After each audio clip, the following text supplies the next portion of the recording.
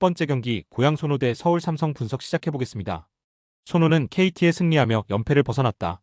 김승기 감독이 폭력 사태로 팀을 떠난 이후 부임한 김태술 감독이 전패를 기록 중이었는데 9번 도전 끝에 승리했다. 앨런 윌리엄스가 20개의 리바운드를 잡으며 한국을 떠나기 전 좋은 활약을 해줬고 이정현이 3점슛 4개 포함 28.6어시스트로 공격을 주도했다. 김태술 체제에서 충분히 기회를 받는 이근준을 비롯해 최승욱 등 롤플레이어들도 모처럼 잘해준 경기였다. 삼성은 리그 선두인 모비스 상대로 원정에서 승리를 노렸지만 2점 차로 패했다. 이원석이 부상 여파로 빠진 경기였기에 많은 출전 시간을 소화한 차민석이 13.8리바운드로 잘해줬고 최성모가 3점슛 4개 포함 20점을 기록했는데 마무리가 아쉬웠다. 그래도 구탕이 LG 시절의 에너지 레벨을 되찾았고 데릭슨과 최성모 등이 안정적으로 팀의 중심을 잡아주고 있다. 소노의 승리를 본다. 삼성은 코번의 이탈에도 유기적인 패스 흐름이 나오며 경기력이 떨어지지 않았다. 단 이원석이 부상으로 인해 출전을 장담하기 어렵고 나선다 하더라도 풀핏의 몸 상태가 아닐 것이다. 연패 탈출에 성공한 이후 나서는 홈 연전 일정이고 이정현이 에이스 역할을 잘해줄 소노가 연승을 노릴 만하다. 두 번째 경기 안양 정관장 대 서울 SK 분석 시작해보겠습니다. 정관장은 지난 목요일 경기에서 DB에 완패했다. 상대 에이스인 오누아쿠가 장염 증세로 빠졌기에 선전이 예상됐는데 스스로 무너지는 모습이 나왔다. 라렌이 15개의 리바운드를 건져내며 골밑 대결에서 밀리지 않았지만 변준영이 시도한 야투 9개 중 8개를 놓친 것이 결정적이었다. SK는 1위지만 지난 주말 경기에서 모비스와 삼성에 연패했다.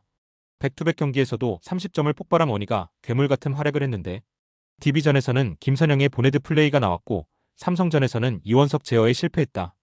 때문에 2위권 팀들의 추격을 벗어나지 못했고 이 경기에서 반드시 승리해야 한다.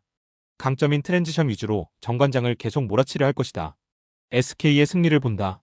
SK는 직전 경기 이후 원희가 이번 시즌이 끝나면 은퇴할 거라는 보도가 나왔다. 그러나 그게 사실이라 해도 이번 시즌 원희의 집중력은 떨어지지 않을 것이다. 변준영의 가세 효과가 전혀 나오지 않는 데다 외인 2옵션 문제가 있는 정관장 상대로 원희와 안영준, 김선영이 트랜지션으로 상대 수비 코트를 폭격할 SK가 승리하고 연패를 벗어날 것이다.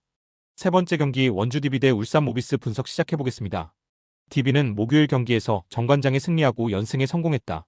오누아쿠가 장염 증세로 인해 결장한 경기였는데 카터가 35분을 소화하며 15.13리바운드로 더블더블에 성공했고 알바노가 기록지를 풍성하게 채우며 맹활약했다. 1쿼터 3.3개를 성공한 서민수는 초반 팀의 상승세를 이끌었다. 이 경기에는 오누아쿠가 돌아와 정상적인 로테이션을 가동할 것으로 보인다. 모비스는 목요일 경기에서 삼성에 고전했지만 승리하고 리그 단독 선두로 올라섰다. 이우석과 박무빈의 득점 합이 7점에 그치는 등 주전 구간에서 서명진을 제외하면 국내 선수들의 득점이 나오지 않았는데 함지훈과 한우빈, 신민석 등 벤치 자원들이 잘해줬다. 그로 인해 SK의 반경기 차로 앞선 리그 단독 선두로 올라섰다. DB의 승리를 본다. 모비스는 리그에서 가장 안정적인 액티브 로스터를 자랑하는 팀이다. 그러나 어린 선수들이 주축이기에 잘하는 경기와 못하는 경기의 차가 크다. 강상재 외에도 박인웅과 김영현 등이 안정적으로 경기를 소화하고 있고 돌아온 오누아쿠가 숀롱과 프림의 골밑 침투를 저지할 DB가 승리할 것이다. 네 번째 경기 우리카드 대 현대캐피탈 분석 시작해보겠습니다. 우리카드는 OK 원정에서 충격의 패배를 당했다. 대한항공을 잡고 연승에 도전한 경기였고 전력의 우위가 보였는데 셔사후 패배를 당했다. 알리가 61%의 성공률로 16점을 기록했고 김지한이 모처럼 50%대 중반의 성공률을 기록했지만 리시브 불안으로 인해 한태준이 원블로커 상황을 자주 만들어주지 못했다. 때문에 연패를 피하기 위해 이번 홈경기에 더 집중할 것이다. 형캐는 한전을 잡고 리그 선두를 굳게 지켰다.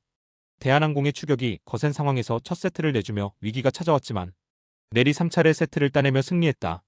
직전 경기 부진을 털어낸 심펑이 허수봉과 레오의 공격 부담을 잘 덜어줬고 황승빈이 서브 득점 5점으로 게임체인저 역할을 해줬다.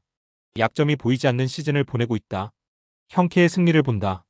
우리카드가 니콜리치의 가세 이후 화력이 좋아진 건 분명하다. 그러나 후위 수비의 기복 속에 한태준 세터의 볼 배급이 흔들리고 있다. 심펑과 레오 등 강서버들이 즐비하고 황승빈의 까다로운 서브도 있을 형캐가 우리카드의 약점을 충분히 물고 늘어질 수 있다. 화력에서도 밀리지 않는 형캐가 연승에 성공할 것이다. 다섯 번째 경기 대전 정관장 대 GS칼텍스 분석 시작해보겠습니다. 정관장은 4세트 마지막을 지배한 부키리치를 앞세워 리그 개막 이후 전승 중이던 흥국생명을 제압했다. 한 세트를 내줬고 블로킹과 서브에서 모두 밀렸지만 수비 집중력이 좋았고 상대보다 범실이 적었다.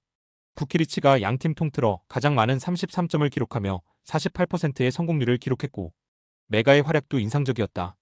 염혜선이 오픈 찬스의 동료를 잘 찾은 것도 승리의 원동력이었다.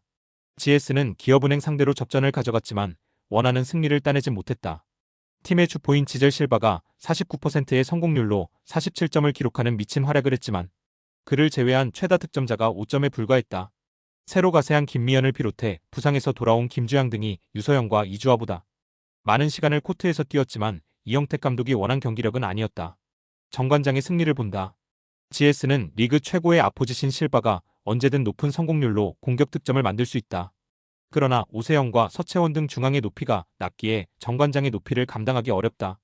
부키리치가 절정의 컨디션을 자랑하고 있고 메가와 정호영이 삼각편대로 득점을 만들 정관장이 승리할 것이다. 스포츠 당첨에 제일 중요한 건 조합입니다. 각 팀 분석을 잘한다고 하여도 조합을 못할 경우 큰 배당을 가져가지 못하는 거 다들 아실 겁니다. 그리고 유튜브에 조합을 올려드릴 수 있지만 좀 더 자세한 정보들과 배당 흐름 및 각종 이슈 등 경기 전까지 어떻게 될지 모르니 조합을 빠르게 유튜브에 올려드릴 수 없는 점 양해 부탁드립니다. 조합 신청은 아래 고정 댓글 링크로 조합 신청 말 걸어주세요. 금전 요구 및 멤버십 가입 조건 일체 없습니다. 좋은 건 서로 나눠 갑시다.